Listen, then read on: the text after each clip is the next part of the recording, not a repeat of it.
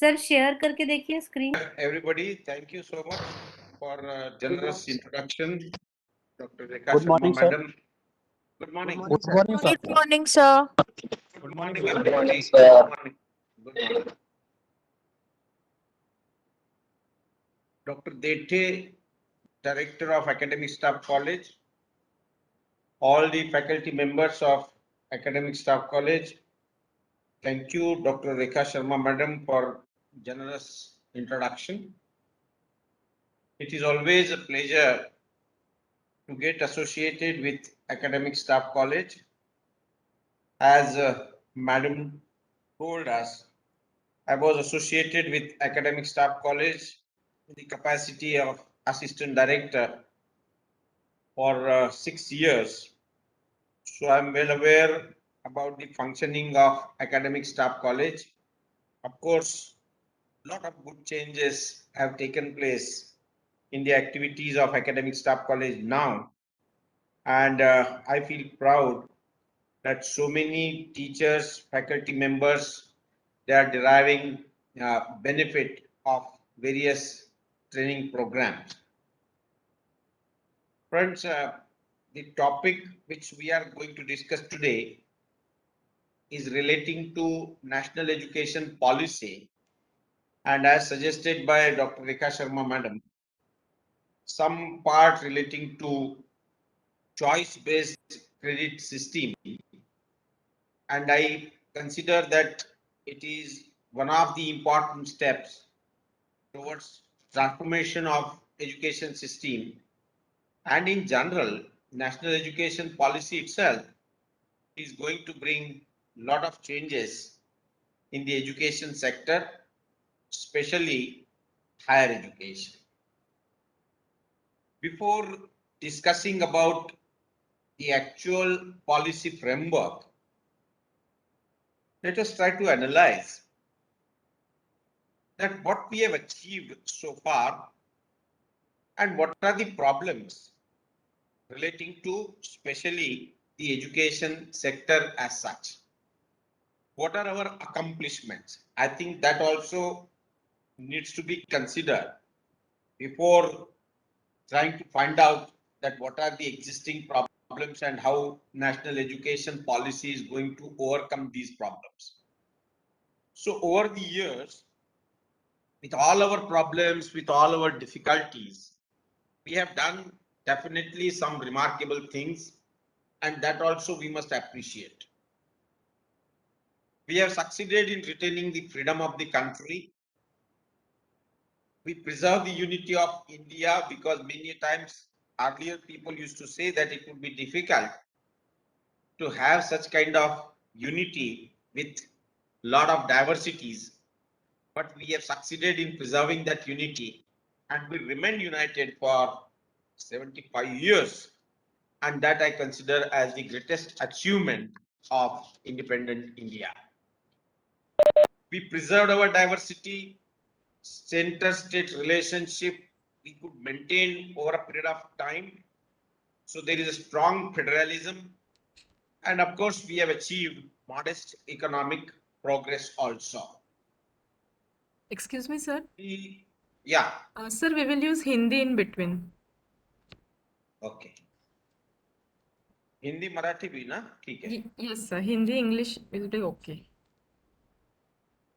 तो अपन ने यहाँ तक ऐसा देखा कि हमने क्या क्या अचीव कर पाए ये 75 साल में, पर एक बड़ा क्रिटिकल इश्यू जो था और वो अभी भी है, और मैं समझता हूं वो अपने शिक्षा का है, और इसमें एक क्राइसिस काफी साल से एजुकेशन सेक्टर में है, और ये सब डेवलपमेंट होने के बावजूद भी we are facing lot of difficulties in education sector.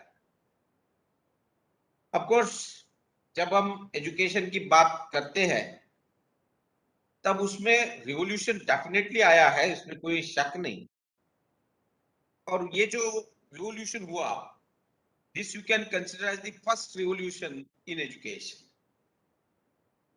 जिसमें हमको ये दिखता है कि ये जो एजुकेशन हुआ और शिक्षण शिक्षण जो हर जगह हम पहुंचा पाए, जिसमें काफी दूर दराज के जो लोग थे, हमारे खेतीबाड़ी करने वाले थे, ट्राइबल्स थे, वहां तक हमने ये सब हमारी जो शिक्षा है उसको पहुंचाई। और एक प्रकार की एक क्रांति है, ये भी हमको मानना पड़ेगा। सर्व शिक्षा अभियान ने तो और उसके आगे जाके सबको शिक्षा ये नीति को अपनाया और बहुत अच्छी ढंग से हम शिक्षा का प्रसार सब तरफ कर पाए। इसमें ड्रॉप आउट जो होता था उसकी भी जो संख्या है वो कम करने में भी हमको काफी यश प्राप्त हुआ।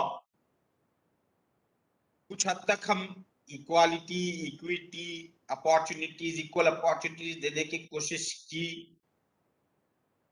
सवाल ये आता है कि ये सब करने के बावजूद भी हम क्या नहीं कर पाए, और इसलिए एसर और प्रथम ये जो ऑर्गेनाइजेशंस है और इनके जो रिपोर्ट्स जब आते हैं तब लगता है कि नहीं, बहुत कुछ करना अभी भी बाकी है। और उसमें ऐसा दिखाया गया कि फिफ्थ स्टैंडर्ड के जो स्टूडेंट्स हैं उसमें से करीबन 53% स्टूडेंट्स को सेकंड स्टैंडर्ड तक का समझ सकता है, वो पढ़ सकते हैं, पर फिफ्थ स्टैंडर्ड का नहीं कर सकते।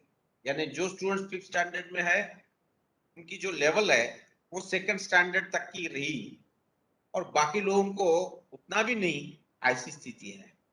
और इसलिए जितना भी कैपिटल हम इन्वेस्ट कर पाए एजुकेशन सेक्टर में, शायद उसका कन्वर्शन हम ह्यूमन कैपिटल में जितना आवश्यक था उतना नहीं कर पाया।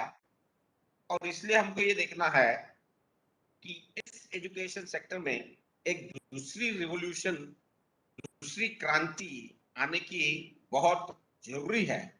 और ये क्रांति जो है वो किस टाइप की होनी चाहिए, कहां तक हमारा नेशनल एजुकेशन पॉलिसी इसमें सफल हुई है, इसके बारे में भी हम सोच सकते हैं। और इसमें हमको ये देखना है कि दूसरी जो क्रांति है इसमें क्या होना चाहिए। अभी तक देखा गया ये है कि जो शारीरिक श्रम करता है, फिजिकल लेबर करता है, उसको शायद अभी भी हम उतना श्रेष्ठ नहीं मानते। और एक समाज में ऐसी व्यवस्था विकसित हो गई कि जो शारीरिक श्रम करने वाला है वो अपने से कम है, और इसलिए उसको हम बहुत ज्यादा महत्व देते नहीं। इसका परिणाम ये हुआ कि स्किल डेवलपमेंट की बातें हुई, पर आईटीआईज जो है हमारे, वो आईटीआईज उतने जोरों से विकसित हो नहीं पाए। उसका महत्वपूर्ण कारण समाज की मानसिकता भी है, ये भी हमको जानना जरूरी है। स्थिति ऐसी है कि हमारी अर्थव्यवस्था जो है इसको हमको ज्यादा से ज्यादा सेमी स्किल्ड टाइप के जो लोग हैं वो चाहिए, और वो मिल नहीं रहे हैं। और इकोनॉमी चलाने के लिए आईटीआई के या आईटीआई के लेवल के नीचे के लोग ही ज्यादा जरूरत रहती है उनकी। और इकोनॉमी जो आगे जाने वाली रहती है वो उन लोगों के सहायता से जा सकती है। पर अपनी व्यवस्था ऐसी है कि हर एक ने मेरिट में आना ही चाहिए और उसके लिए ही एजुकेशन है, ऐसी एक धारणा सब तरफ है। और सभी का इसमें सहभाग होना ये बड़ा मुश्किल हो गया है कि हर एक जन मेरिट में तो नहीं आ सकता। और इसलिए थ्री इडियट या ऐसी कई सारे मूवीज, कई सारे लेख, कई सारे आर्टिकल्स ये आने के बावजूद भी जिस ढंग का शैक्षणिक व्यवस्था निर्माण होनी चाहिए वो दुर्भाग्य से नहीं हुई। और जो साक्षर है वो किस किस चीजों में निरक्षर भी है, और इसलिए हम कहते हैं कि साक्षर निरक्षर, या सुशिक्षित है पर निरक्षर है। स्कूल में जाने वाले हैं फिर भी स्कूल में जाने के बावजूद भी सभी चीजें आ रही है ऐसा नहीं है, कुछ कुछ मामले में वहां भी इलिटरेसी है। और जिस ढंग से हम स्कूल देखते हैं तो ऐसा लगता है कि कुछ हद तक हम जो उद्देश्य से शालेय शिक्षण और महाविद्यालयीन शिक्षण की शुरुआत की थी वो उद्देश्य सफल नहीं हो पाया और इसलिए वहां हम फेल हो रहे हैं कि क्या, ऐसी भी स्थिति है। स्किल डेवलपमेंट और ये सब इसमें स्टूडेंट्स का असेसमेंट हो रहा है क्या अभी तक? कि स्टूडेंट का असेसमेंट एक general standard type of assessment है। इसमें हम ये नहीं देख पा रहे हैं कि इंडिविजुअल स्टूडेंट में कौन से गुण हैं, वो कौन सा स्किल अच्छे से डेवलप कर पाता है, इसके तरफ हम ध्यान नहीं दे पाए।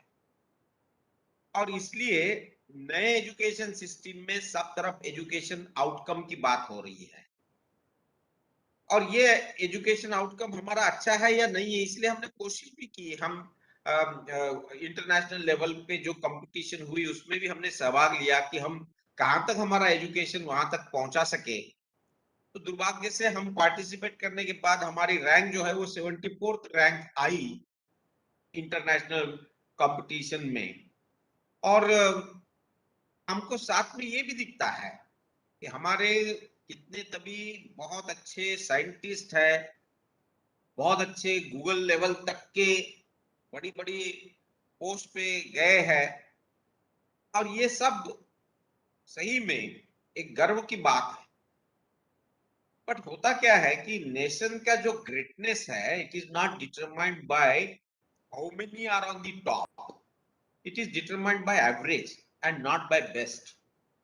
और इसलिए व्यवस्था में ऐसा दिखता है कि कुछ लोग बहुत अच्छा कर रहे हैं और जितना अच्छा कर रहे हैं उतनी ही नीचे के स्तर पे भी है। इंडियन सिस्टम इज टिपिकल, बहुत अच्छे वर्ल्ड में बेस्ट करने वाले भी है और नीचे वाले भी है। पर हमको टोटल जो हमारा विकास है वो ऑन एन एवरेज किस ढंग से इसका विकास हो रहा है ये जानना ज्यादा जरूरी है। समाज पूरी शिक्षा व्यवस्था को बहुत मानता है, उसको बहुत वैल्यू देता है और हमारे पेरेंट्स, उनका भी सेक्रीफाइस, उनका भी त्याग सराहने लायक है। अपने लिए कम खर्चा करते हुए बच्चे ने पढ़ना चाहिए इसलिए सब तरह की कोशिश वो करते हैं।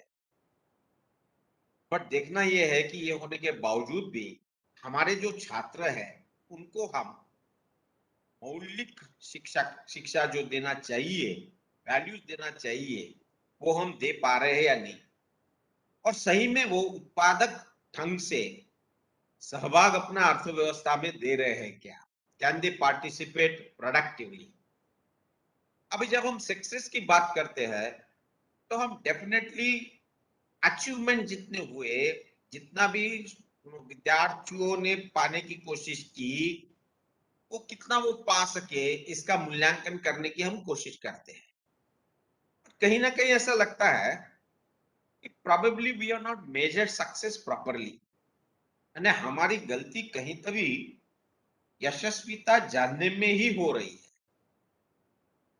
और इसलिए पूरा जो फोकस है वो हम कितने मार्क्स मिला रहे हैं, हम मेरिट में आए या नहीं आए। पेरेंट्स बड़े वरीड होते हैं कि बाजू का लड़का अच्छा कर रहा है, हमारा लड़का नहीं कर रहा है। कंपैरिजन होती ही है, कंपटीशन होती ही है।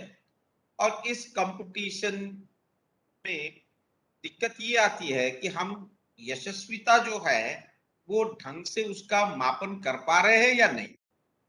काफी बार इन्फ्लेटेड ग्रेड्स दी जाती है, no application of knowledge, no real skill. पर हमने देखा पैंडेमिक पीरियड में हम सब ने उसका अनुभव लिया कि हमारे स्टूडेंट्स 90%, 95% इस तरह के मार्क्स मिला के पास हो गए। अच्छी बात है, पर क्या वो सही में मूल्यांकन ठीक से हुआ है? उनके स्किल का मूल्यांकन हुआ है? उनमें जो क्षमताएं है उसका मूल्यांकन हो रहा है? ये भी देखना जानना उतना ही जरूरी है।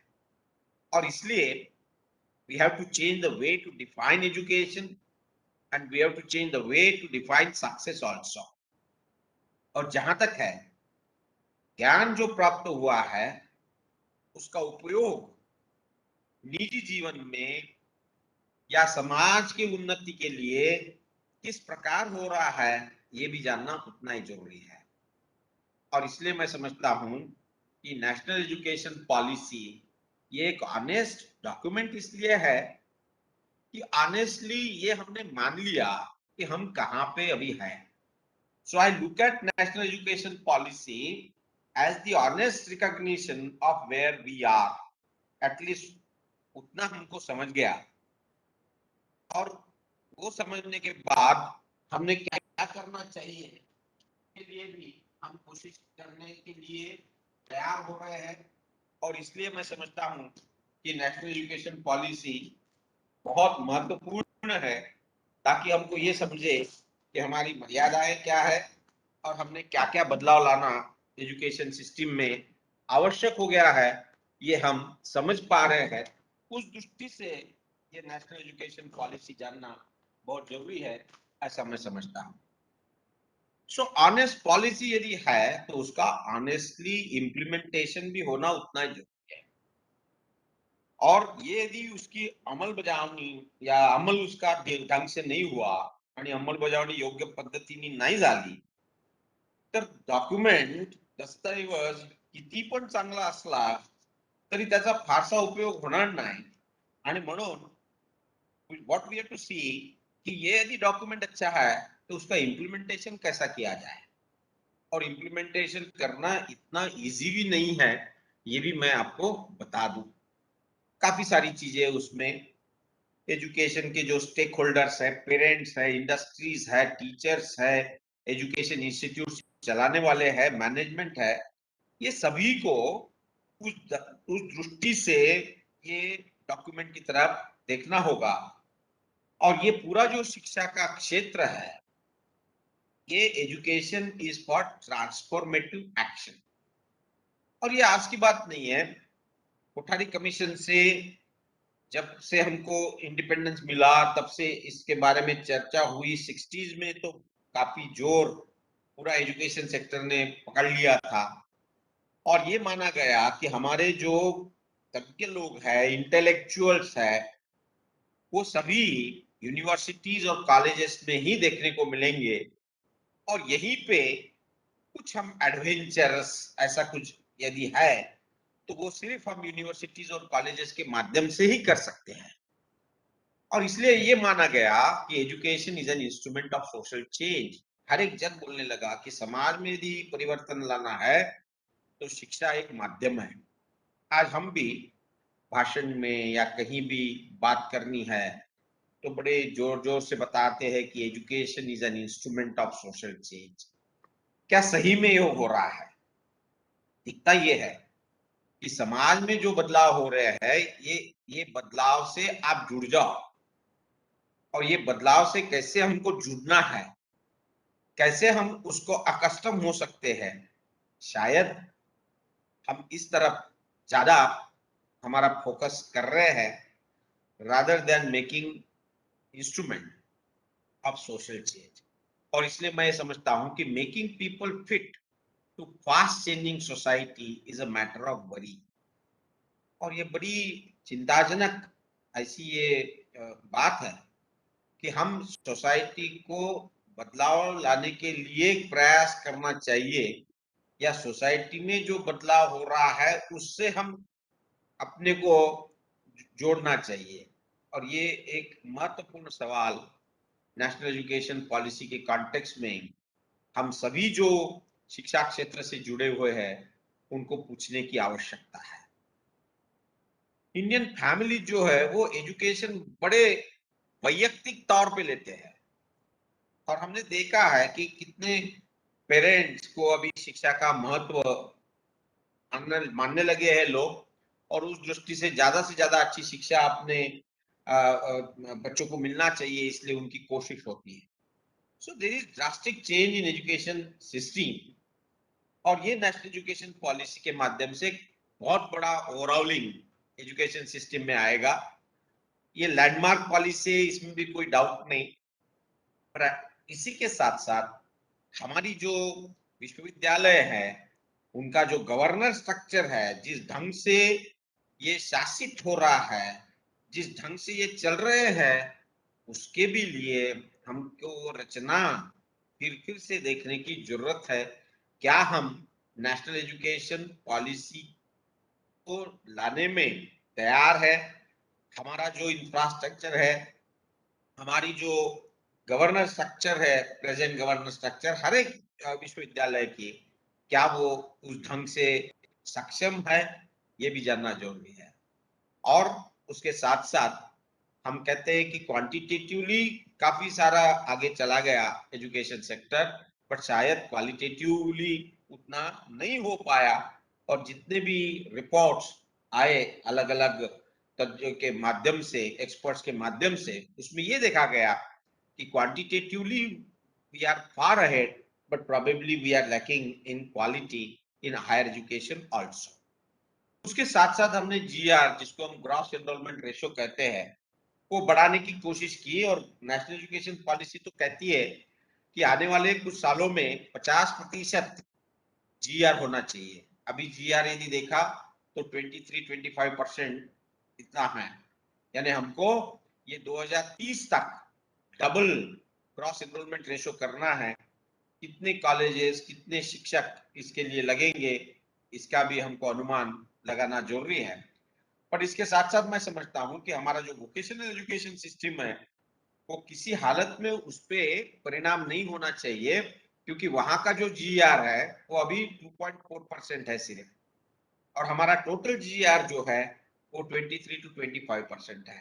हमारा फोकस है स्किल डेवलपमेंट में, तो नेचुरली हम सोचते हैं कि यदि स्किल डेवलपमेंट करना है, यदि सेल्फ एम्प्लॉयमेंट करना है, यदि एंटरप्रेन्योरशिप बढ़ाना है, तो वोकेशनल एजुकेशन की जो जीआर है उसका परसेंटेज बढ़ना भी उतना ही आवश्यक है। और इसलिए ये भी देखना है कि जैसा जैसा जीआर हायर एजुकेशन में बढ़ेगा, वैसा वैसा स्किल डेवलपमेंट का कंपोनेंट, वैसा वैसा वोकेशनल एजुकेशन का कंपोनेंट भी उतने ही तेजी से बढ़ना चाहिए। वो सिर्फ 2.4% पे यदि रहा तो शायद हम हमारा जो ऑब्जेक्टिव है वो शायद हम फुलफिल नहीं कर पाएंगे।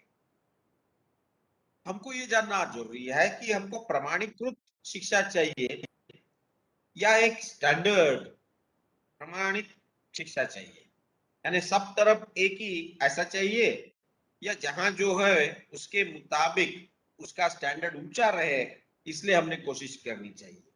सो teachers need capacities of knowledge, passion and compassion. यदि हम बात करते हैं कि स्टूडेंट्स के लिए शिक्षा है, तो उसमें संवेदनशीलता ये टीचर्स को लाना पड़ेगा। और यदि वो संवेदनशीलता है तो शायद हमारे जो छात्र है उनको हम और अच्छे से समझ सकेंगे, उनमें क्या खूबियां है वो हम जान सकेंगे। और इसलिए ये नेशनल एजुकेशन पॉलिसी ऐसी मानती है कि अभी टाइम आ गया है कि एजुकेशन, ये इसका जो पर्पस है, इसका पर्पस, इसका दायरा ये भी बढ़ना चाहिए। अभी तक हमने एजुकेशन को लिंक किया वर्कफोर्स से। कोई भी कहता है कि एजुकेशन करके क्या मिला हमको, कौन सा जॉब मिलने वाला है। हर एक जन जॉब के तरफ एजुकेशन को देखता है। What actually we want along with it, of course वो भी जरूरी है, पर हमको चाहिए education should make children good democratic citizen. और इसलिए ये म्यूट क्वेश्चन बार बार आता है कि are we seeking the standardise और are we seeking to raise standard in education. और इसलिए स्मूथली ये यदि हुआ और किसी भी ढंग से बर्डन पेरेंट्स पे भी नहीं आना चाहिए, फीस के माध्यम से टीचर्स को ये पूरी जो व्यवस्था है वो बर्डनसम नहीं लगनी चाहिए। और इसलिए जिसको हम कहते हैं कि organic kind of growth that should take place in the education sector. अभी के प्रॉब्लम्स क्या है? अभी जैसा हमने शुरू में देखा कि half of class fifth can't read class second text, 59% class one kids don't pursue two digit numbers. यानी उनको जो डिवीजन है, मल्टीप्लिकेशन है, वो आत्मसात करना बड़ा मुश्किल हो रहा है। और प्रेशर इतना बढ़ गया है कि 2018 में 10,000 students they committed suicides and this is the highest in 10 years. दूसरा प्रॉब्लम दिखता है कि करप्शन है, कमर्शियलाइजेशन प्राइवेट एजुकेशन का होते जा रहा है, वो सही है या गलत है वो भी देखना है। फीस स्ट्रक्चर अनस्क्रूपुलस है, कहीं कहीं फीस इतनी ज्यादा है, कहीं कहीं बहुत कम है। उसके वजह से इंफ्रास्ट्रक्चर में काफी बदलाव है, कहीं अच्छा है कहीं नहीं है। ऐसी स्थिति ये सब एजुकेशन सिस्टम में है। हम बीए है तो क्या हुआ दिल वाले है, इस टाइप के गाने हमने पहले सुने, आज भी वही हाल है, उसमें बहुत ज्यादा बदलाव नहीं आया। और इसलिए ये नेशनल एजुकेशन पॉलिसी उस दृष्टि से बहुत अहम रहती है। So education does not give you job, so unemployment बढ़ते गया। काफी लोग बोलते हैं कि education is irrelevant for life, यानी एजुकेशन करने के बाद एक्चुअल लाइफ में आने के बाद ही समझता है कि लाइफ क्या है। एजुकेशन होने के बाद वो समझता है ऐसा नहीं है। सही शिक्षा जो है, सही शिक्षा हम जब काम करना शुरू करते हैं, हम हमारा लाइफ जब शुरू करते हैं, तब हमको उसका महत्व, उसका रेलेवेंस ये समझ में आता है। और इसलिए unemployment and the quest for work, they have inspired filmmakers, lyricists down the decades in fascinating ways. गुलजार साहब ने काफी सारे अच्छे गाने इस पे लाए। हाल चाल ठीक ठाक है, बीए किया, एमए किया, लगता है वो भी यही वही किया, काम नहीं है, वरना यहाँ आपकी दुआ से सब ठीक ठाक है, मेरे अपने का वो गीत गुलजार साहब ने लिखा था। कहने का तात्पर्य ये है कि शुरू से एजुकेशन की तरफ जिस ढंग से देखा गया कि एजुकेशन ने हमको रोजगार दिया या नहीं दिया, जब जो भी हमने बीए किया, एमए किया, उससे हमने क्या पाया, ये सवाल तब भी था, आज भी वो सवाल वैसा ही है। जगह बहुत कम है, मुसाफिर बहुत ज्यादा हो गए हैं, और ऐसा मानने लगे लोग कि it is too exam centric, और स्टूडेंट और एग्जामिनी इसमें अंतर हो गया है। शायद विद्यार्थी को हम विद्यार्थी करके नहीं देख रहे हैं, उसको परीक्षार्थी करके देख रहे हैं, और वो एग्जामिनी होते जा रहा है। और शिक्षण संस्था का भी मेन जो रोल है वो परीक्षा लेना वहां तक के ही सीमित हो गया है। और इसलिए काफी सारी चुनौतियां ये एजुकेशन सेक्टर में आई। 135 करोड़ टोटल जनसंख्या, जिसमें 66% से ज्यादा 15 से 45 ये आयु वर्ग में है। और education that can provide human dignity, ये इटसेल्फ इज ए चैलेंज। और टोटल जॉब जो अवेलेबल है, मैं ये भी बता दूं आपको, आने वाले 10 साल में 65% jobs will not be in existence. इसलिए कितने जोरों से हमको शिक्षा क्षेत्र में बदलाव लाना जरूरी है, और कितना वो डायनेमिक बनाना जरूरी है, ये भी आप देख सकते हैं। Jobs which are in existence now will be vanished. छोटे छोटे जो जॉब्स थे ड्राइवर के, अभी आने वाले दिनों में आपको ऑटोमेटिक कार आने वाली है, जिसके लिए ड्राइवर की जरूरत ही नहीं है। आप प्रोग्रामिंग कर दो और पीछे बैठ जाओ, तो कार आपको ऑटोमेटिकली ले जाएगी, कहाँ ड्राइवर का रोल रहेगा।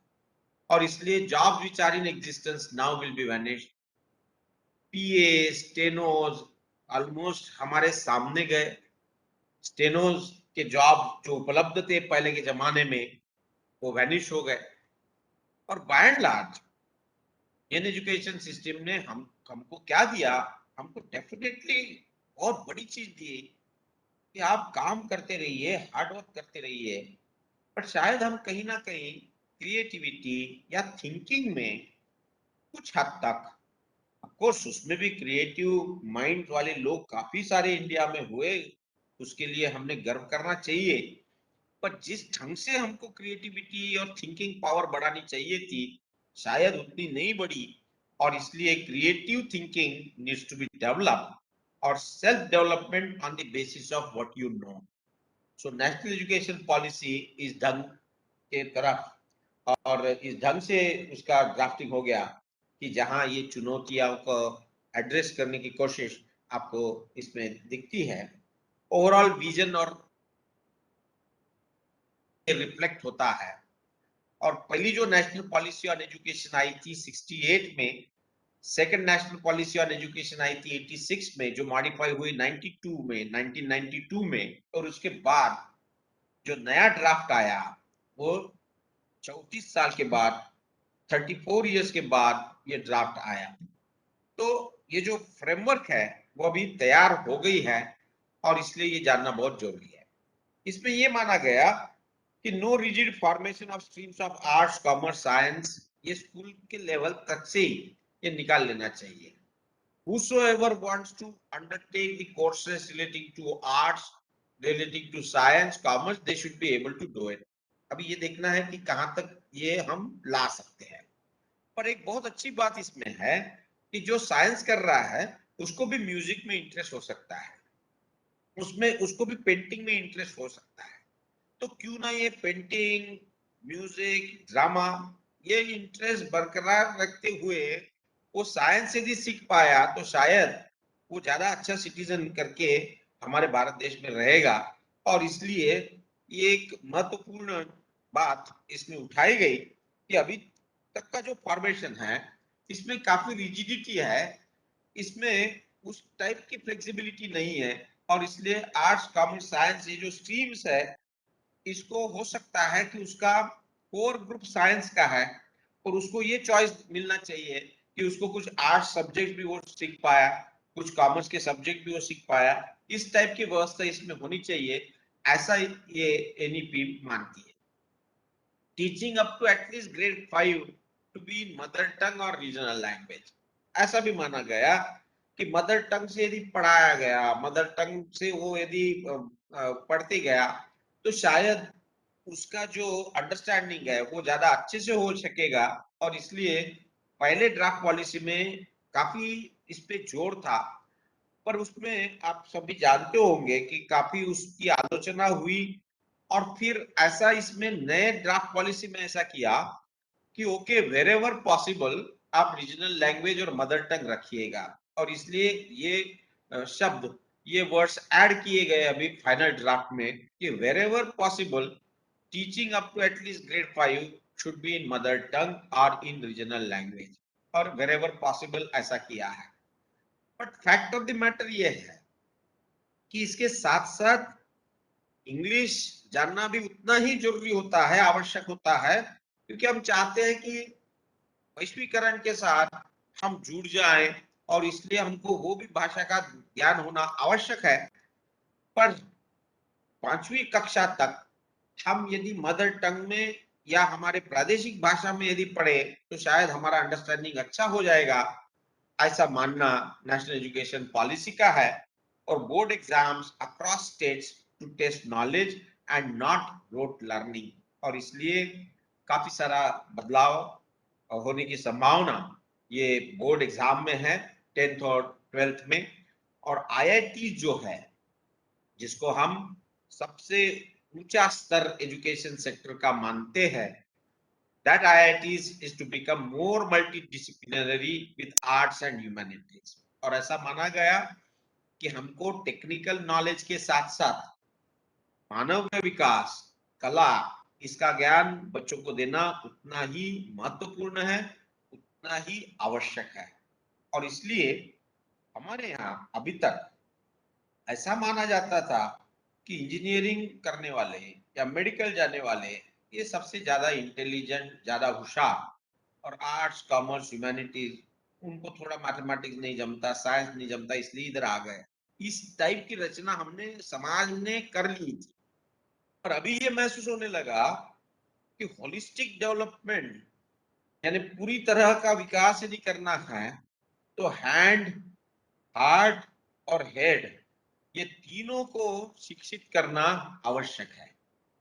सिर्फ हेड को शिक्षित करने से नहीं जमेगा, हैंड को भी शिक्षित करना है ताकि वो फिजिकल काम कर पाए, उसमें कंपैशन होना चाहिए, संवेदनशील वो रहना चाहिए, इसलिए उसका हार्ट भी ट्रेन करना जरूरी है। और एट द सेम टाइम उसका इंटेलिजेंस भी बढ़ाना है, इसलिए उसके हेड को भी ट्रेनिंग देना जरूरी है। और इसलिए ये माना गया कि हमको यदि होलिस्टिक डेवलपमेंट करनी है तो जो विद्यार्थीगण साइंस क्षेत्र में है उनको ह्यूमैनिटीज और आर्ट्स का भी ज्ञान देना उतना ही महत्वपूर्ण है, तभी वो अच्छे सिटीजन बन सकते हैं। जैसा हम कहते हैं कि चांद पे जाने के लिए हमको एक विशिष्ट टेक्नोलॉजी की आवश्यकता होती है, पर टेक्नोलॉजी आपको चांद पे ले जाएगी, पर चांद पे कविता करने वाले, चांद पे गाने लिखने वाले भी हमको आज चाहिए समाज में। और इसलिए टेक्नोलॉजी के साथ साथ वो संवेदनशीलता यदि रही तो वो शायद अच्छी कविता उसमें कर सकेगा, और वो भी काम समाज का उतना ही महत्वपूर्ण है, ये नेशनल एजुकेशन पॉलिसी मानती है। सो रोल ऑफ टीचर्स ये सबसे अहम है, और इसलिए टीचर्स को संवेदनशील विद्यार्थियों के प्रति रहना आवश्यक है। काउंसलिंग बढ़ाना है, वो काउंसलिंग इसके लिए कि वो छात्र में कौन सी क्षमताएं है ये जानना जरूरी है, और उसके साथ साथ क्रिएटिव एक्टिविटीज खुद को टीचर्स को अपने स्तर पे डेवलप करना पड़ेगा। ये कोई करिकुलम देगा नहीं या कोई गवर्नमेंट नहीं देगा, और इसलिए मैं समझता हूं कि टीचर्स को ज्यादा से ज्यादा स्वायत्तता, ऑटोनॉमी ये मिलनी चाहिए। So ensure that all students at all levels of school education are taught by passionate, बड़े दिल से हम उनको बताना चाहिए, मोटिवेटेड रहना चाहिए, हाईली क्वालिफाइड प्रोफेशनल टीचर्स ये भी रहे तो ही उस ढंग का एजुकेशन और सिस्टम डेवलप हो सकती है। और मोस्ट इंपॉर्टेंट पॉइंट जो मैं समझता हूं कि teachers must and teach in the that best suits them and their students. यदि उनको लगा कि नहीं मैं आज क्लास में नहीं पढ़ाता हूँ, मैं बाहर ले जाता हूँ, उनको दिखाता हूँ कि किस टाइप का वेल्डिंग होता है, किस टाइप की इंडस्ट्री चलती है, तो उतनी ऑटोनॉमी टीचर्स को रहना जरूरी है। अभी यही यदि आपने सोचा कि ये कैसा लाना है, तो ये इम्प्लीमेंटेशन के प्रॉब्लम्स है। और इसलिए मैं समझता हूँ कि एजुकेशन इंस्टीट्यूट्स, जो एजुकेशन इंस्टीट्यूट्स चला रहे हैं, जो गवर्नमेंट की एजुकेशन सिस्टम चला रही है, उनको भी बदलना उतना ही आवश्यक है। वो यदि हुआ तो ये संभव है, और नहीं तो फिर इतने बजे आपको जाके पंचिंग करना ही है, ऐसा यदि कंपल्शन हो गया तो शायद टीचर्स उस दृष्टि से सोच भी नहीं पाएगा। इसलिए उसको ऑटोनॉमी यदि देना है, उससे हम अपेक्षा कर रहे हैं कि उसकी इनोवेटिव आइडियाज होनी चाहिए, तो he should get involved in creative thinking, imagination. और वो यदि हुआ तो ही आपको उसका रिफ्लेक्शन समाज में दिखेगा, छात्रों में दिखेगा, और ये अपेक्षाएं नेशनल एजुकेशन पॉलिसी की है। इसमें कंपार्टमेंटलाइजेशन नहीं है, जैसा मैंने पहले बताया कि there is multi entry and multi exit. Multi entry multi exit इसलिए कि आपने ज्वाइन किया और बाद में काफी एक्सपीरियंस ऐसा है कि घर की आर्थिक परिस्थिति ठीक न होने के कारण वो शिक्षा छोड़ देता है, और फिर सोचता है कि अरे अभी तो मैं ठीक हो गया हूँ, अभी मैं शिक्षा लेना चाहता हूँ, तो उसको फिर से शुरू से करना पड़ता था। ये नेशनल एजुकेशन पॉलिसी ऐसी मानती है कि यदि वो मल्टी एंट्री मल्टी एग्जिट रही और फर्स्ट ईयर बीए या बीकॉम या बीएससी उसने किया और छोड़ दिया, तो उसके जो क्रेडिट उसको मिल गए हैं फर्स्ट ईयर में, वो उसके बैंक में जमा हो जाएंगे। अभी हम धीरे धीरे क्रेडिट की बात करने लगे हैं, एकेडमिक बैंक ऑफ क्रेडिट, और इसलिए चॉइस बेस्ड क्रेडिट सिस्टम आना जरूरी है। क्रेडिट यानी क्या है कि उसने जो भी चीज हासिल की वो चीजों को महत्व हमने दिया क्रेडिट के माध्यम से। और मल्टी डिसिप्लिनरी यूनिवर्सिटीज यानी जिसमें अलग अलग फैकल्टीज रहेंगे, आर्ट्स रहेंगे, कॉमर्स रहेंगे, साइंस रहेंगे। नेशनल एजुकेशन पॉलिसी ऐसी मानती है कि सिंगल फैकल्टी कॉलेज या सिंगल फैकल्टी यूनिवर्सिटी नहीं रहेगी। जो भी कॉलेज यूनिवर्सिटी रहेगी उसमें सभी टाइप की शिक्षा उपलब्ध होनी चाहिए। नहीं यदि होती है तो उसको क्लस्टरिंग करना चाहिए, 2-3 यूनिवर्सिटी साथ में आनी चाहिए, 2-4 कॉलेजेस साथ में आने चाहिए, और ये ट्रांसफर होने चाहिए, चॉइस बेस्ड क्रेडिट सिस्टम आए। उसके लिए हम और ज्यादा बात करेंगे। बट ये नेशनल एजुकेशन पॉलिसी के कॉन्टेक्स्ट में ज्यादा महत्वपूर्ण होता है, because there is no distinction between faculties, between subjects, between curricular and extra curricular. NSS हम मानते थे अभी तक की एक्स्ट्रा करिकुलर एक्टिविटी है, एनसीसी एक्स्ट्रा करिकुलर, अभी क्रेडिट उसमें से मिलेंगे, वो क्रेडिट ट्रांसफर हो जाएंगे बैंक ऑफ क्रेडिट में, और there will be no distinction between curricular and extracurricular. So you can earn credit from art, you can earn credit from music, you can earn credit from yoga, social work, skills, और वो सब deposit हो जाएंगे formal education system में। And finally जो marksheet आएगी, that will take care of all these kinds of activities which you have performed, और इसके जो क्रेडिट है वो जमा होते जाएंगे, और फाइनली आपको जो मार्कशीट मिलेगी वो ट्रांसक्रिप्ट बोला जाएगा उसको, वो मार्कशीट भी नहीं बोला जाएगा, क्योंकि उसमें मार्क्स नहीं रहेंगे, उसमें क्रेडिट्स रहेंगे। और ये साथ साथ इसके लिए जा रहा है because there is no compartmentalisation and there is no insularity in this system. मान लो यदि ड्रॉप आउट हो गए, so what happens if you drop out? First year join किया और आप ड्रॉप आउट हो गए, तो स्टूडेंट्स को सर्टिफिकेट मिलेगा, यानी वो उसने जो क्रेडिट हासिल किए फर्स्ट ईयर की पढ़ाई करके, उसने अंडर ग्रेजुएट कोर्स पूरा किया भी नहीं, एक ही साल रहा हो, एक साल देने के बाद उसको क्रेडिट दीजिएगा in the form of certificate. मान लो वो 2 साल के बाद छोड़ता है, तो उसको पहले साल का क्रेडिट, दूसरे साल के क्रेडिट मिला के उसको डिप्लोमा दीजिए। 3 साल के बाद छोड़ता है तो उसको डिग्री मिलेगी। और नेशनल एजुकेशन पॉलिसी ऐसी मानती है कि इंटरनेशनलाइजेशन ऑफ एजुकेशन करने के लिए हर जगह 4 साल का अंडर ग्रेजुएशन मांगा जाता है, इसलिए अंडर ग्रेजुएट प्रोग्राम ये 4 साल का होना जरूरी है।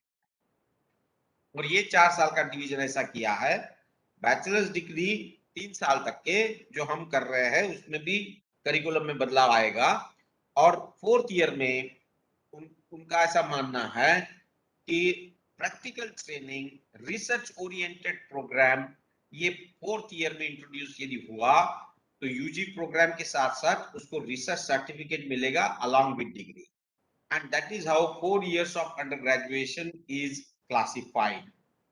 No MPhil degree now after new education policy is implemented. MPhil चले जाएगा इसलिए कि रिसर्च का कंपोनेंट उसका अंडर ग्रेजुएशन में आएगा, पीजी में तो रहेगा ही रहेगा, और फिर उसको पीएचडी करना ज्यादा सुविधा उसकी हो जाएगी। सो इसलिए उसको एमफिल की जरूरत नहीं, ऐसी नेशनल एजुकेशन पॉलिसी मानती है, और इसलिए अभी एमफिल आपको आने वाले दिनों में उसका महत्व नहीं रहेगा। अभी इसके साथ साथ चॉइस बेस्ड क्रेडिट सिस्टम ये क्या कर सकते हैं? मैं ज्यादा नेशनल एजुकेशन पॉलिसी के बारे में आगे जाऊंगा नहीं, क्योंकि मैं समय भी देख रहा हूं, आपको भी चर्चा करने के लिए समय मिलना चाहिए, इसलिए मैं अभी बात करूंगा choice based credit system. A credit system is a systematic way of describing educational program by attaching credits to its components. इसका मतलब ये हुआ कि यदि एक छात्र साइंस करके कोर ग्रुप लिया है उसने, पर जैसा मैंने जब बताया कि वो आर्ट्स के भी कुछ सब्जेक्ट्स लेना चाहता है तो वो ले सकेगा, और उसके जो क्रेडिट है वो ट्रांसफर हो जाएंगे। तो जो भी वो काम कर रहा है वो काम को उतना ही महत्व मिलना चाहिए, ये इसके पीछे की धारणा है। मान लो वो म्यूजिक सीख रहा है अपने एजुकेशन के साथ साथ, तो उसका क्रेडिट ट्रांसफर होके उसके मार्कशीट में वो क्रेडिट आ जाएगा। So definition of credit in higher education system may be based on different parameters. उसका पैरामीटर हो सकता है कि स्टूडेंट का वर्कलोड, लर्निंग आउटकम क्या हुआ, और कॉन्टैक्ट आवर्स कितने हैं। हम आगे देखेंगे कि यूजीसी ने इसके बारे में क्या कहा। So to evolve a higher education system that is suitably blended with provision of knowledge, values and skill practice, where every student learns in without sacrificing his or her creativity.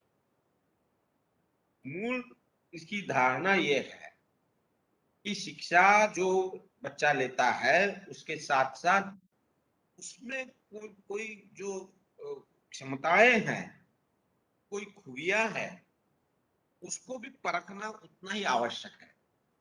और इसलिए credit देना मतलब उसमें जो ये skill है उसको पहचानना, और वो पहचान के उसको उसके लिए क्रेडिट देना कि भाई आप में ये गुण है, आप ये गुण को बढ़ावा दे सकते हैं, आप ये कोर सब्जेक्ट साइंस पढ़ रहे हैं पर इसके साथ साथ आप ये भी कर सकते हैं अच्छे से, ताकि उसको रियलाइज हो जाए कि मुझ में ये क्षमताएं है और ये क्षमता उनको मैं अच्छे से आगे ले जा सकता हूँ, बढ़ा सकता हूँ।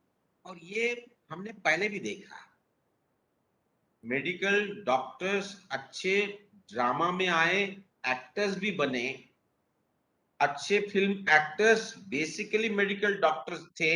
डॉक्टर श्री राम लागू समान लोग ये क्षेत्र में आए, पर तब शायद ऐसी क्रेडिट सिस्टम नहीं थी और इसलिए उनको काफी सेक्रीफाइस करना पड़ा ये सब करने के लिए।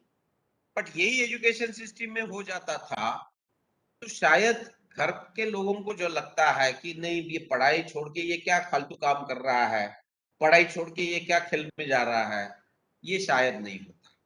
और इसलिए क्रेडिट सिस्टम ये जो प्रॉब्लम्स है इसको दूर करने की जहां तक है अच्छी कोशिश है, ताकि पेरेंट्स को भी ये ना लगे कि हमारा ये जो बच्चा है ये फालतू काम कर रहा है, अपना हारमोनियम के पीछे रहता है या डांसेस कोई जाते रहता है, पढ़ाई नहीं करता, पढ़ाई नहीं करता। ये जो बार बार घरों में हमारे जो एक एनवायरमेंट क्रिएट हो गया है जिसके कारण एक अलग तरह का प्रेशर वो बच्चे पे आता है, वैसा शायद ये यदि सिस्टम आ गई तो वो नहीं होगा।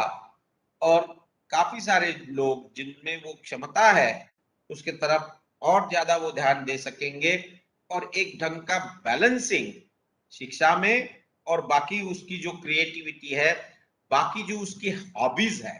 पहले हम कहते थे कि क्या हर एक इंटरव्यू में पूछा जाता था कि आपकी हॉबीज क्या है, और हॉबीज को महत्व दिया जाता था और उसको कभी भी मेन स्ट्रीम मार्किंग सिस्टम में या मेन स्ट्रीम क्रेडिट सिस्टम में नहीं लिया गया था। वो शायद उसमें वो जो क्रिएटिविटी है उसके तरफ ज्यादा केयरफुली महत्वपूर्ण ऐसी दृष्टि से देखा जाएगा, और इसलिए ये क्रेडिट सिस्टम आई। इसके क्या लक्षण है, features of choice based credit system?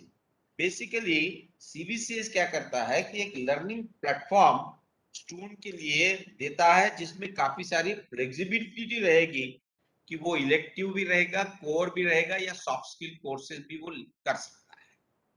अभी मान लो एक आधे कॉलेज में इसकी ये सुविधाएं नहीं है, चॉइस बेस्ड क्रेडिट सिस्टम इसलिए आई कि क्रेडिट ट्रांसफर हो सकते हैं ये कॉलेज से दूसरे कॉलेज में। यदि आपके कॉलेज में वो नहीं है तो नेशनल एजुकेशन पॉलिसी ऐसी मानती है कि वो बच्चे ने दूसरी तरफ जाके उसको जिसमें इंटरेस्ट है वो कोर्स वहां से करके उसके क्रेडिट ट्रांसफर करो। सो credit is what it is basically means value determined for evaluation of workload pertaining to particular subject। कितना वर्क उसमें वो सब्जेक्ट में या वो उसकी जो क्रिएटिविटी है उसमें उसने लगाया, उसके बेसिस पे यदि वो कॉलेज या यूनिवर्सिटी या कोई संस्था है उसको सर्टिफिकेट देती है तो वो उसके क्रेडिट बैंक में, एकेडमिक बैंक ऑफ क्रेडिट में वो जमा हो जाएगा। वर्कलोड ये जो कॉन्सेप्ट आई और जहां हर जगह वर्कलोड वर्कलोड बात करते हैं हम लोग, ये पूरा वर्कलोड टीचर्स से जुड़ा हुआ था कि कितना वर्कलोड कंप्लीट हो रहा है कि नहीं। एक्चुअली ये वर्कलोड कैसा आया, workload is related to how many hours students are spending in order to gain a particular knowledge. उसमें लेक्चर है, प्रैक्टिकल वर्क है, सेमिनार है, एग्जामिनेशन है, बाकी है। बट अभी तक हमको ये समझ गया कि वर्कलोड यानी टीचर्स का, प्रोफेसर्स का 14 12 16 फॉर्मूला, ये हमको पक्का हमारे दिमाग में आ गया। चॉइस बेस्ड क्रेडिट सिस्टम में वर्कलोड का महत्व स्टूडेंट्स के लिए भी उतना ही है। तो ये सीबीसीएस क्यों आया, why CBCS? Basically it permits students to learn at their own pace. यानी उसकी जो क्षमता है, उसको जितना काम कर रहा है उतना वो करेगा और उतना वो credit मिलाएगा. So choose elective from a wide range of elective courses offered by the other university departments. या by the other, अभी मैं यूनिवर्सिटी बार-बार इसलिए कह रहा हूँ कि नेशनल एजुकेशन पॉलिसी में धीरे-धीरे कॉलेज, हर एक कॉलेज ये यूनिवर्सिटी बनने वाली है. उसमें आइडिया ऐसी है कि पहले हमने देखा कि ऑटोनॉमस कॉलेजेस होने चाहिए, इसलिए काफी इंसेंटिव्स, काफी प्रोत्साहन दिया गया ताकि ऑटोनॉमस कॉलेज हो. ऑटोनॉमस कॉलेज इसलिए था कि कॉलेज को डिग्री देने की पावर नहीं थी. ये जो है ना 2F 12B या 2F ये सेक्शन जो है यूजीसी का, उसमें पावर दिया गया है कि कौन इंस्टीट्यूट डिग्री अलॉट कर सकता है. तो अभी colleges will be given power, colleges will be authorised to give degree also. Therefore, all these colleges are going to be now university. So what is the importance of university? University has a power to confer degrees. That power now will be given to the colleges. And therefore, all these colleges will become degree awarding institutes. और इसलिए कुछ additional courses या कुछ additional knowledge उसने acquire किया तो that will be considered in terms of credit. और इसलिए इंटरडिसिप्लिनरी, इंट्राडिसिप्लिनरी, मल्टीडिसिप्लिनरी ये जब हम बात करते हैं तो इसका महत्वपूर्ण जो अंग है उसका ये है कि ये करते वक्त एक कोर सब्जेक्ट, उसके साथ साथ दूसरा सब्जेक्ट, और वो यदि किया तो उसको उसका क्रेडिट मिलना चाहिए. यानी जैसा फिजिक्स पढ़े, फिजिक्स के साथ साथ यदि वो फाइनेंस भी पढ़ रहा है, फिजिक्स के साथ साथ यदि इकोनॉमिक्स कर रहा है, तो for that additional credit will be given. So creativity skills को बढ़ावा देने के लिए इसकी जरूरत है, और इसलिए it has an inbuilt evaluation system to assess the analytical and creativity skills of students in addition to his conventional domain knowledge, जिसको हम कहते हैं. और जो असेसमेंट पैटर्न है इसके साथ साथ ये आएगा एडिशनल क्रेडिट्स. यदि मिले तो it can be transferred if the learner changes his और हर ब्रांच ऑफ स्टडी. मान लो उसने फर्स्ट ईयर में बीए किया, सेकंड ईयर में सोचता है कि मैं अकाउंट्स पढ़ लूं या बीकॉम ही कर लूं, तो वो भी क्रेडिट उसके ट्रांसफर हो जाएंगे. ये शायद संभव मार्किंग सिस्टम में इसलिए नहीं है क्योंकि marks are related to a particular subject. Credits are also related to particular subject, but it is mainly relating to acquiring skill, acquiring some kind of additional knowledge of some other subject. So it's a step towards moving away from numerical marking system to a grading system. And therefore CBCS ये ज्यादा अच्छा है ऐसा माना जाता है क्योंकि इसमें it facilitates learner mobility across institutions within the country. और वो यदि अच्छे से स्टैंडर्डाइज लेवल पे, इंटरनेशनल लेवल पे यदि हो गया तो then credits earn by student from one country can also be transferred to the other countries where he is going to take his higher education. How credits are calculated, ये थोड़ा सा technical है, मैं एग्जाम्पल के साथ आपको बताना चाहता हूं. देखिए आप कितना समझ सकते हैं. काफी सारे लोगों को इसके बारे में मालूम, जानकारी जरूर होंगी ऐसा मैं समझता हूं. यूजीसी ऐसी मानती है कि there should be 180 working days, 30 weeks जिसको हम कहते हैं. 4 पीरियड्स पर वीक ये स्टैंडर्ड पैटर्न है. जहां पीजी में जैसा हम अभी यूनिवर्सिटी डिपार्टमेंट्स में थे तो वीक में 4 लेक्चर्स एक सब्जेक्ट के होते हैं. तो 4 लेक्चर्स एक सब्जेक्ट के, यानी 30 वीक यदि कोर्स चला तो 120 पीरियड्स पर सब्जेक्ट इन अ ईयर. अपने यहाँ सेमेस्टर सिस्टम में हम 90 कहते हैं. So 1 credit is equivalent to 15 contact periods. यदि 1 credit is equivalent to 15 contact periods तो हर एक सब्जेक्ट के लिए 120 divided by 15, so it will be 8 credits of one subject. ये हो गया क्रेडिट. मान लो 6 सब्जेक्ट्स टोटल है, तो हम कहेंगे कि ये कोर्स जो है ये 48 क्रेडिट का कोर्स है। So 4 periods per week, 30 into 4 120, 15 contact periods का एक क्रेडिट मिलेगा। तो 1 credit if it is equivalent to 15 contact periods, then total periods for a subject, individual subject in a year 120 divided by 15, that will be 8 credits of one subject। और यदि 6 subjects रहे तो total course जो रहेगा वो 48 credit का रहेगा। This is the starting point of choice based credit system. यानी 4 पीरियड हर वीक में होते हैं, 30 वीक के मुताबिक 120 पीरियड हो गए। एक क्रेडिट का 15 कॉन्टेक्ट पीरियड, इसलिए 120 divide by 15 for each subject, इसलिए एक सब्जेक्ट का क्रेडिट कितना हो गया, तो 8 क्रेडिट कोर्स। टोटल 6 सब्जेक्ट यदि रहे तो 6 into 8 is equal to 48 credit. आपको ये जानना जरूरी है कि क्रेडिट यानी क्या।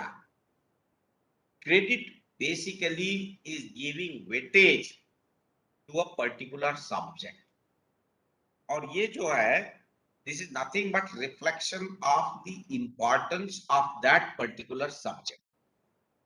हो सकता है कि कोर सब्जेक्ट को आप क्रेडिट ज्यादा रखें, तो इसलिए आप ज्यादा क्रेडिट के कोर्सेज ले सकते हैं। आपको यदि साथ साथ में जॉब करना है स्टूडेंट्स को, तो शायद उसके क्रेडिट जो कोर्सेस है वो अलग हो सकते हैं। That's why it is called as choice based credit system. ये यदि समझा होगा तो थोड़ा आगे जाएंगे। इसमें आता है सेमिस्टर ग्रेड पॉइंट और क्यूमुलेटिव ग्रेड पॉइंट। सिंपली ऐसा है कि सेमिस्टर ग्रेड पॉइंट एवरेज ऐसा निकलता है, that is your number of credits, एक कोर्स का नंबर ऑफ क्रेडिट, और जीआई यानी grade point scored by the students. So credit scored multiplied by grade point scored divided by total credits in the semester. इसको मैं आपको numerical example देके बताना चाहता हूं। वो हो जाएगा सेमेस्टर ग्रेड पॉइंट एवरेज। और this is, you just remember this formulas, credit scored multiplied by grade point score divided by total credits in the semester, that becomes your semester grade point average। Cumulative grade point average and a sum of each semester credits multiplied by AGPA divided by total credits in all semester, this gives you cumulative grade point average। So credit system जो है higher education में, इसमें अलग अलग parameters होते हैं। इसमें student performance, outcomes, entrepreneurship skill, contact hours, innovation, creativity, क्या टैलेंट उसने हासिल किए, ये पैरामीटर्स, ये निकष हमारे क्रेडिट सिस्टम के हो सकते हैं। मार्किंग सिस्टम में शायद एक ही क्वांटिटेटिव नंबर मिलता है हर एक सब्जेक्ट का, पर इसमें हम देखते हैं कि उसमें क्या स्किल्स एक्वायर किए, किस ढंग के एक्वायर किए। इसी को थोड़ा सा आगे जाके हम देखेंगे, illustration table for semester grade point. अभी इसमें जैसा है कोर्स 1, हम कहते हैं कि कोर्स 1 ये 4 क्रेडिट का कोर्स है, और ग्रेड लेटर आप ए बी सी डी ये जो ग्रेड्स देते हैं, this individual institute can decide कौन से क्लासिफिकेशन में कितने ग्रेड किसको देना चाहिए, that can be decided by the individual institute. मान लो इट इज 4 क्रेडिट, और ग्रेड पॉइंट जो है, जो अभी मैंने जो बताया कि ग्रेड पॉइंट एक्चुअली क्या होता है। So on the basis of that grade point you can find out how much is the total grade point secured by that particular student. So 4 is grade, and grade point is 8. So grade is 8. So grade point becomes 4 into 8, that is 32. ये course 1, course 2, course 3, course 4, course 5 के लिए मैंने दिखाया आपको। Credit जो है total programme जो है, जो आप बोलेंगे कि ये प्रोग्राम में 6 कोर्सेज यदि किए तो हमारे टोटल प्रोग्राम की क्रेडिट जो है वो 20 है, और ग्रेड पॉइंट जो है वो 158 उसको एक पर्टिकुलर स्टूडेंट को हासिल हुए, ऐसा हम कह सकते हैं। This is what is called as semester grade point average. वो इस ढंग से निकाला जाता है। फिर आप एजीपीए और सीजीपीए कैलकुलेशंस, ये जो है ये सेमिस्टर 1 सेमिस्टर 2 टोटल जो आपका कोर्स है, suppose it is 6 semester course, then you are giving credits and these are semester grade point average. This is called as cumulative grade point average, जिसमें हम semester में कितने क्रेडिट मिले उसको multiply करते हैं सेमिस्टर ग्रेड पॉइंट एवरेज से, और ये सब मिला के 20 इंटू 7.9 प्लस ये 22 इंटू 7.5, ऐसा हर एक सेमिस्टर का यदि किया तो टोटल जब हम करते हैं that becomes what is called as cumulative grade point average, and that cumulative grade point average comes to here 7.10. This is what is called as grading system. This is what you call as credit system. मैं समझता हूं कि आपको पूरा का पूरा ख्याल में नहीं आया होगा, मैं आपको ये स्लाइड्स भी शेयर कर दूंगा बाद में, but basically it represents how you are giving importance to a particular subject by assigning a specific credit, by assigning specific weights. So points की जब हम बात करते हैं कि points earned, that is nothing but by and large it is what is called as 10-point score. 10-point score means जैसा points earned is equal to total marks divided by 10, तो वो हो जाएगा point. Point secured means points earned multiplied by credit, जो हमने अभी अभी देखा कि कितने पॉइंट्स मिले, पॉइंट्स कैसे निकाला जाते हैं, total marks divided by 10. This is called as 10 point scale. Suppose it is 2 credit course, then 2 credit course 60 marks यदि उसको मिले आउट ऑफ 100, तो points earn become 60 divided by 10, so it is 6 points. Point secured, it becomes 6 into 2, that is equal to 12, and these points ultimately are used in order to find out the credit points. This is what is called as grading system.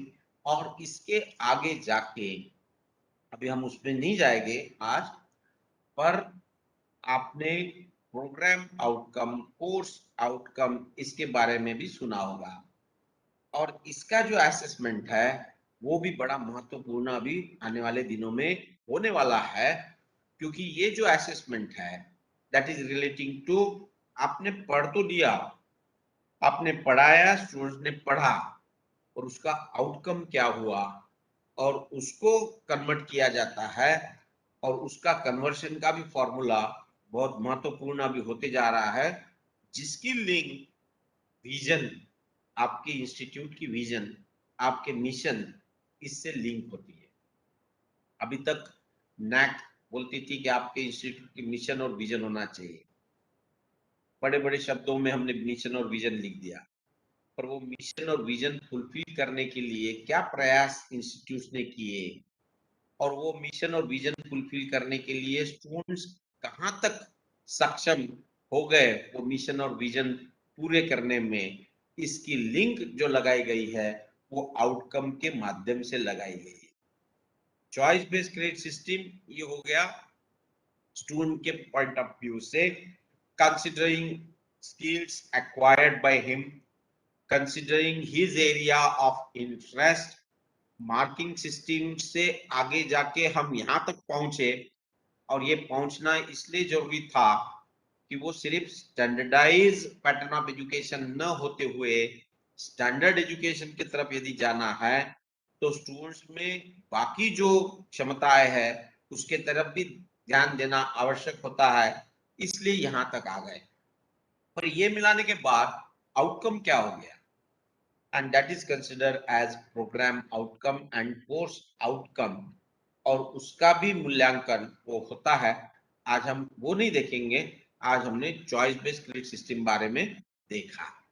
So in short, if these are the courses, these are the credits, और ये traditional marking system यदि है, तो मैंने जैसा कहा कि 10 point score है तो marks 82 divided by 10, so it becomes points earned 8.2, 7.6, 8.3, like that. So 83 divided by 10, 80 divided by 10, like that it is calculated, and therefore points secured यानी क्या होता है, credit multiplied by points earned.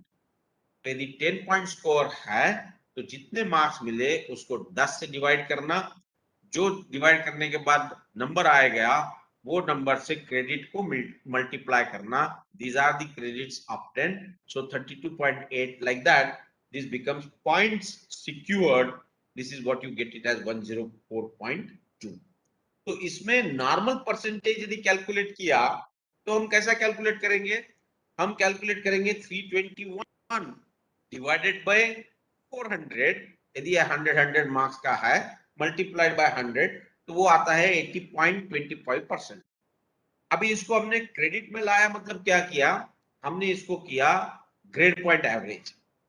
Point secured अभी कितने हो गए? 104.2 divided by credits हो गए 13. So it becomes grade point average 8.01 आ जाएगा. सो 104.2 divided by 104.2 divided by 13 that becomes 8.01. जैसा जब भी मैंने बताया परसेंटेज कैलकुलेशन में 8.01 into 100 divided by 10 because it is 10 point scale, so you get 80.1%, but it is in relation with what is called as credit system. So this is what is semester grade point average that you can say. So normal percentage ऐसा आएगा जो अभी मैंने marks दिखाया उस पर से. This is grade point average.